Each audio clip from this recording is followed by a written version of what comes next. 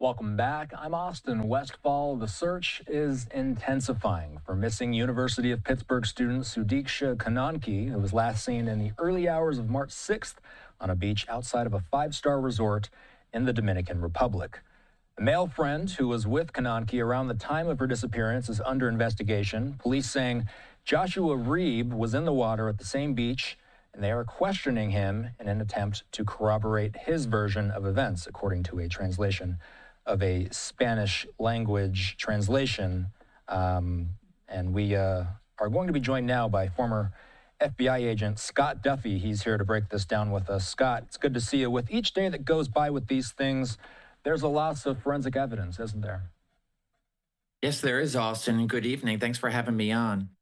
Yeah, with each passing day, any evidence regarding what everybody would hope against, that if there is a death, that you want to recover that body sooner than later, because with each passing day, yes, forensics are lost. So, when we talk about something like this, there's a major challenge, I would assume, in investigating a case where there's no person, there's no body. What kind of challenges does that present, and how do investigators get over those challenges? Yeah, which also brings us to the fact of what exactly are we dealing with here?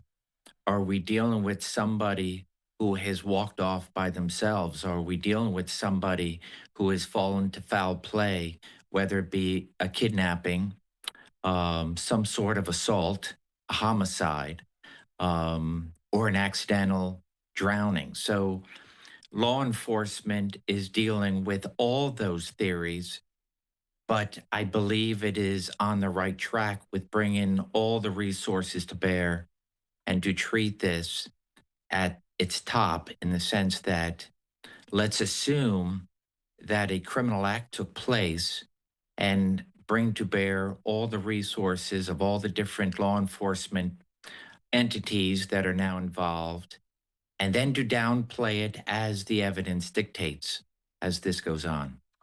A live look at Pittsburgh, which is where she's from, and a live look at the DMV, which is, Pittsburgh, where she went to school, and the DMV, which is where she's from.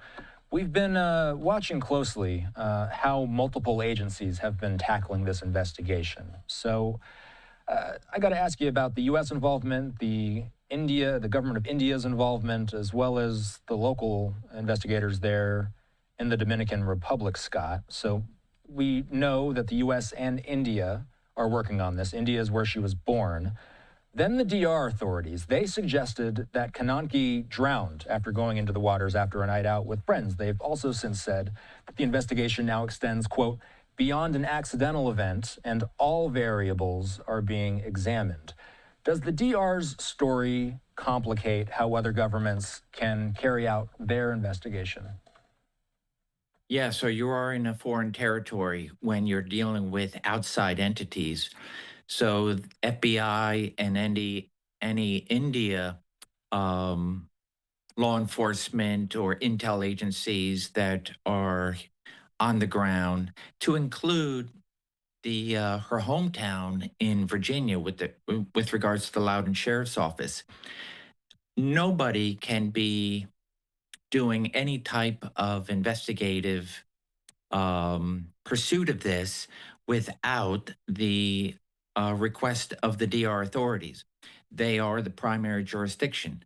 And so thereby anybody coming to the scene is simply there as a guest. And so I imagine now, with potentially the political pressure, and then of course dealing with several different countries, that the initial story that this is a drowning, an unfortunate drowning, and we're simply now looking for a body, did not fly with the family. And then of course with the agencies that are now on the ground in the DR. So, but at the same time, they are a little bit late in the game as opposed to those crucial early hours of not only when she is reported missing, but then to try to gain as much traction with regards to any evidence collection with regards to her phone, his phone, and all the digital forensics that I imagine that are taking place as we speak. From what you've read, does the drowning story fly with you? I mean, I read that it sounds like she was walking in knee-deep water when she was last seen. What have you read? Yeah, so I've been seeing the same things with regards to slightly different variances, and I also caution, where are these, for example, like his statements, are these statements coming to us through a third parties, through some sort of interpretation?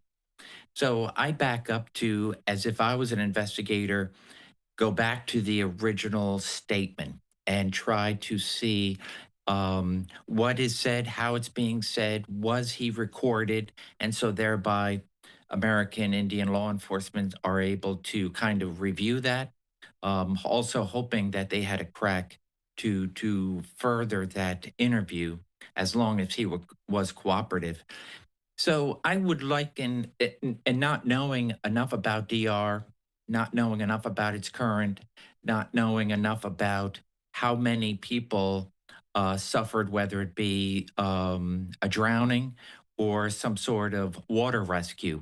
If those are quite a few, the DR I could see saying, "Hey, this is yet just another drowning. Unfortunate, but that's what we're dealing with." So I can see that initial statement being okay in the sense that that's what the theory they're operating under, but they shouldn't have put out anything with regards to this is a drowning, and thereby we're looking at a recovery. That was premature, and I don't like anything, especially when you're lacking a body, that you should come up with any type of theory as to what happened. Finally, Scott, as we head into the weekend, what are your lingering questions about this investigation? Yeah, so the last person to be with her is key. And whatever other type of video that might be out there, I would hope that there is a constant um, connection with him. And then, of course, with his friends. I imagine they're doing a deep dive into his background. Where is he from? Why is he there? Are they there just as she was there with her friends? They're on a college spring break and everybody's having a good time. And perhaps there's alcohol or other substances involved, and that lowers inhibitions and that changes kind of the landscape of critical thinking skills and so forth. So those are the questions that I would be having and trying to and figure out the terrain. Are you bringing everything with regards to land and air, with regards to searching out at sea and then wherever else? If this is something that is nefarious, that has met with foul play, then his story will have fallen apart. Good investigators will be able to have figured that out, and with the local DR authorities to be able to try to uncover additional evidence. It's always following the leads, the best leads that you have, and the evidence that's before you. And if anything that he has said, and I'm okay with missteps, especially for a young individual who may have been drinking. So I'm okay with changes in the story. However, if that story is not met with any evidence to corroborate it, then I would continue down the path that something more than meets the eye is going on here. We always appreciate you, Scott. Take care. Have a good weekend. Thank you, Austin. So what we're going to do next is we're going to toss once again to my colleague, Mike Pache. He spoke earlier today with Fox's Nate Foy, who's there on the ground in the Dominican Republic. Here's his latest reporting. Welcome back, everyone, to Live Now from Fox. We always appreciate everyone continuing to join us all in real time. I'm your host, Mike Pache. Let's continue to bring you some of the day's biggest top stories, top talkers. And with that comes the major story that we continue to follow for you right now of the disappearance of a college student in the Dominican Republic. This has now gone on for the last 8 days, and it seems like every day There's a new nugget of information. The investigation obviously is still continuing. So let's go out right now to the Dominican Republic. That is where we find Fox News' Nate Foy, who has been talking about this case for quite some time. Joins us now with the latest. Nate. Hey, Mike, you mentioned that we're learning more every single day, and today we have quite a big nugget to share, which is on the second week of this investigation, we now know the name of the person, the last person who, at least on video, saw Sudiksha Konanki alive. In the surveillance video, you see a young man go to the beach with her. His name is Joshua Reby of Iowa, and he's been investigated, or I should say questioned, over the past couple days with both the Loudoun County Sheriff's Office and Dominican authorities. The Loudoun County Sheriff's Office from Virginia, which is where Konanki is from, confirms with Fox News that they got what they came here for, and they're leaving the Dominican Republic today, going back to Virginia. But in an interview on Wednesday with Dominican authorities, our Fox News colleague, Brian Yennis, was able to secure a transcript of that interview. And in it, Reby told authorities that he met Konanki the night that she went missing, that they went out with some friends to the hotel bar. They had some drinks, and as a group decided to go to the beach. He and Konanki went into the ocean, and they were kissing in the ocean when they got hit by a big wave and then taken out to sea. At that point, he says that he tried rescuing her and towing her by putting her underneath his arm back to shore. But in the process, he swallowed quite a bit of seawater. And then he claims that the last time he saw Konanki was when she was in knee-deep water when they got back towards the shore. At that point, he says he asked if she was okay, but he didn't hear her response because he was throwing up the seawater on the beach. When he finally came to, he looked around, he didn't see anybody there. To her room. At that point, he then passed out on a beach chair, according to what he told authorities, and then left the beach hours later before learning the next day that she was, in fact, missing. So that is where we stand with this witness, who is still being described as a witness. Authorities continue searching the waters, trying to get any evidence that they possibly can.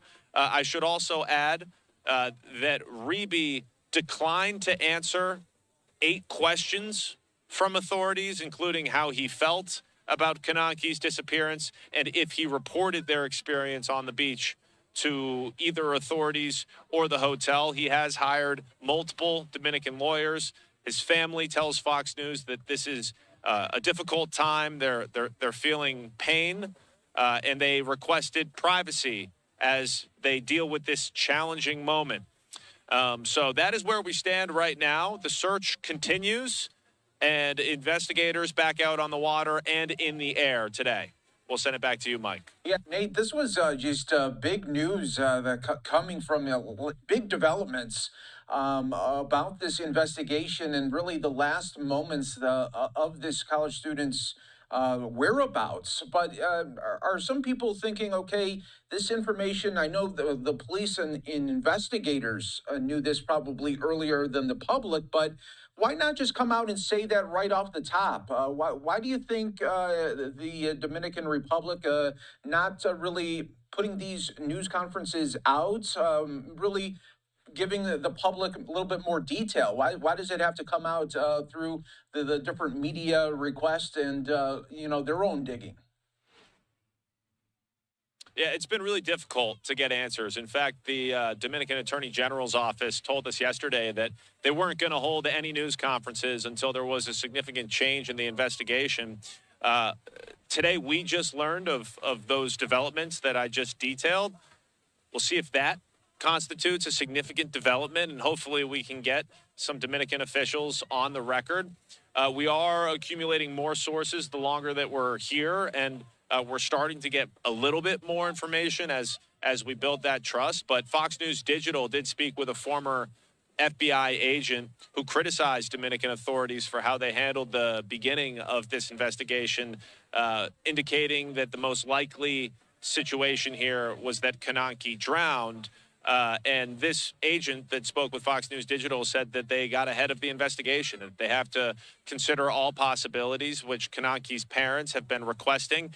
And the Attorney General's office here in the Dominican Republic did say they are evaluating all possibilities, including the possibility that this was not an accident if she, in fact, did die by drowning or any other way. But that's also not confirmed. There still is hope that maybe she is still alive. So, again, investigators evaluating every possibility. Right, absolutely. Nate Foy, thanks again for all of your work out there in the Dominican Republic. We appreciate it, and we'll continue to look for more updates. We always thank you for your time.